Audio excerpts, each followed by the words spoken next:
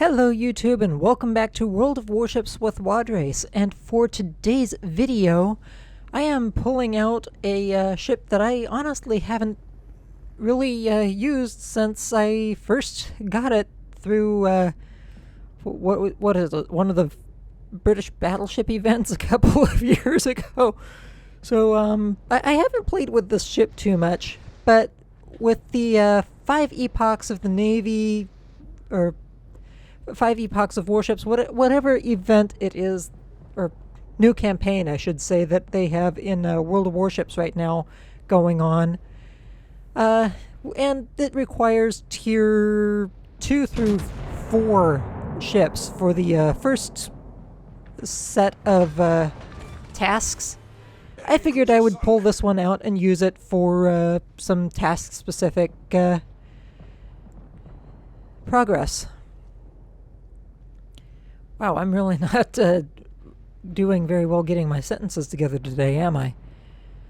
But anyway, just I have been enjoying the last couple of days at random, just pulling out some tier 3, tier 4 warships and doing a few battles here and there a day, just to get some progress in on these campaigns, maybe get a little bit of progress in on, well, actually, I kind of need tier 5 through 10 for that if I want to actually unlock the anchorage.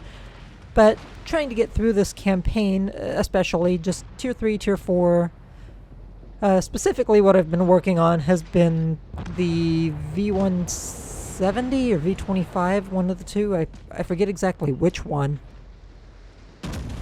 I think it's the V170 that's the tier 4 German destroyer, I mean, and well, of course, if I want to just have fun shotgunning anything, well, tier 3 battleships are pretty good at that, but my favorite overall as far as any of the low-tier battleships, honestly, is the Wyoming. Tier 4, 12 main battery guns and 6 double-barrel turrets, and I just enjoy playing that thing as a shotgun. It's really quite enjoyable. Especially if you happen to get into the proper positioning, like point blank sight on to a target and just blast straight into enemy citadels. Yeah, gotta love it. But Dreadnought I honestly don't pull out that much. One, because I don't play at the low tiers that often unless we have like new tech lines coming out.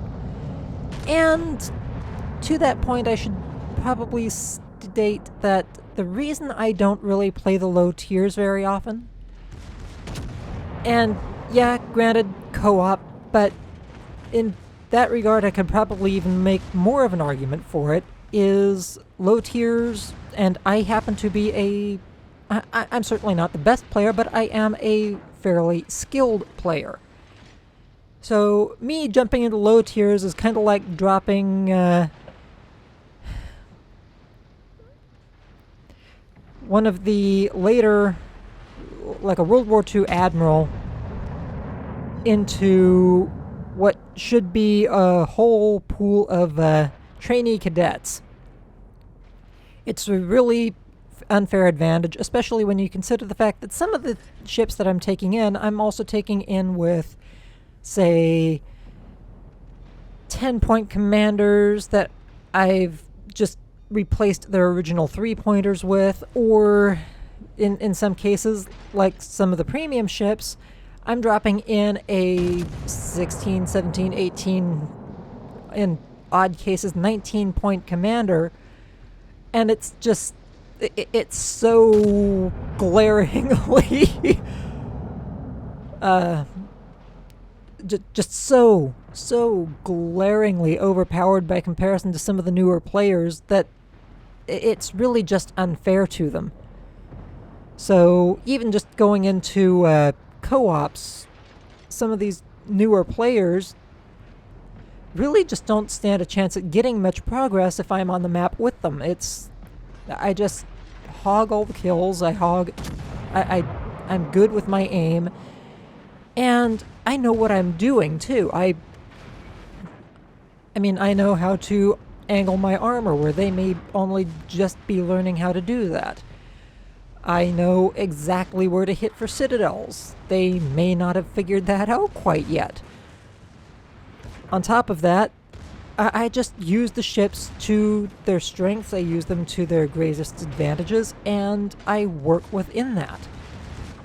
I understand how the gun positioning works, I understand even just making sure that the guns are properly positioned. Again, some new players may not necessarily figured out exactly what they're doing aside from pulling the trigger so far. So it is a big thing to kind of lend what I can to some of the newer players as far as just giving them the chance to figure things out on their own without me taking everything from them. So yeah, that's where my opinion lies on that. Occasionally, yeah, I will still pop into a low tier match just because I get tired of tier 8, 9, 10, whatever. But it's just a matter of principle. I don't skip into low tier matches that often unless, again, I'm grinding out a new ship, trying to learn the characteristics of a new line, or really just getting tired of the high tiers. I am, of course, saying this predominantly because of a comment I recently got on one of my older videos. Was actually my tier 4 French destroyer Fusilier video, and one of the viewers commented and said, low tier matches do not get a lot of attention from any of the developers' blogs or community contributors. And, well, to a point I can actually very much understand why, and it's primarily for a lot of the reasons that I've already stated. The skill level of the CC or the community contributor or even just general content creator, unless they happen to be a brand new content creator who's also brand new to the game, there's just so much of a skill gap there where, okay, so you go in and you showcase the random battles or even the co-op battles, but it's not really truly representative of the low tiers. And the reason being that the skill level is too high. The moment a higher skilled player jumps into those low tier matches, they skew the entire spread.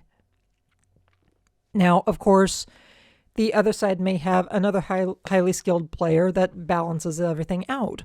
But even so, their sheer presence skews that battle dynamic. It's no longer low tier gameplay, it's a showcase of player skill. And I should say the discrepancy thereof. It's no longer a showcase of what it's actually like to be playing and starting off at the lower tiers. It's more, hey, guess what? I went in and I did a whole bunch of seal clubbing and so yeah, that's part of my reasoning there. I mean, even as a primary co-op player, I still have a much higher skill level with the game than a newly starting off player does.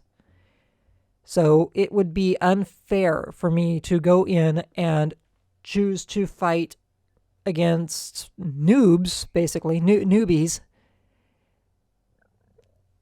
with any of my current skill level, any of my understanding of the game, because I just use my ships, my firepower, to far greater effect than any new player can ever hope to understand at this point in time.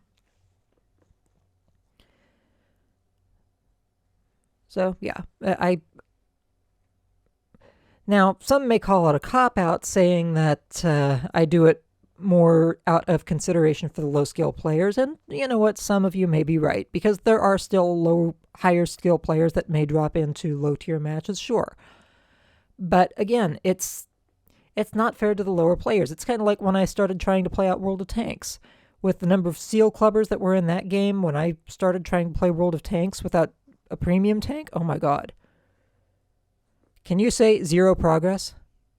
Anyway, video's just about over, so I'll let you all go. I do hope you all stay safe out there, and I wish you all happy hunting. Have fun in the game, folks.